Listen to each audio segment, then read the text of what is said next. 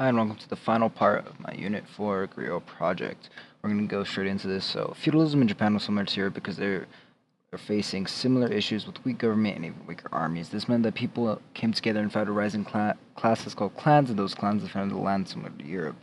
There were fiefs promised from lords to samurai, and other than were peasants. For exchange of fiefs, they protected them from invaders. But after civil war, the Minato clan won. They made their own form of government.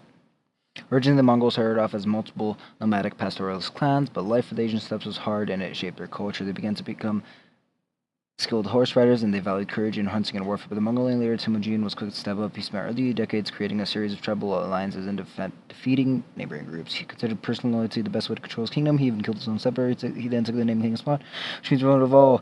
He then earned his deadly warrior reputation after killing and taking over the powerful Jin Empire, and he had extremely smart command structures. And one of his infamous battle strategies was the base strategy, where he'd send a small platoon into a large army, make them follow the small platoon, then he'd use the map terrain they had in order to sandwich them and collapse on them from behind. This was efficient and deadly technique that the Mongols used. But if you were a useless person, you'd be killed immediately if you didn't surrender. And he would always kill aristocrats, but he'd only keep skilled people and quickly incorporate them into the army.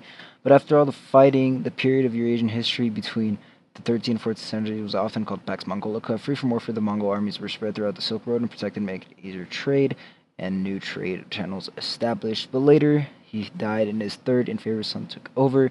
Even though not to the level of his fathers, he was strong and continued to expand the Mongolian Empire. He wanted to build a permanent city for the Mongols at the capital and invested into the development where he wanted more efficient bureaucracy.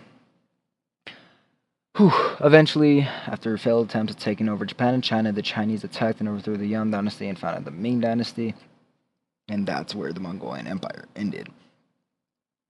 Anyways, after many failures and renders, this finally worked out. So I'm thanking you guys for watching. Thank you, Mr. Matson. Hope you enjoyed my project, and yeah, hope you enjoyed. Bye.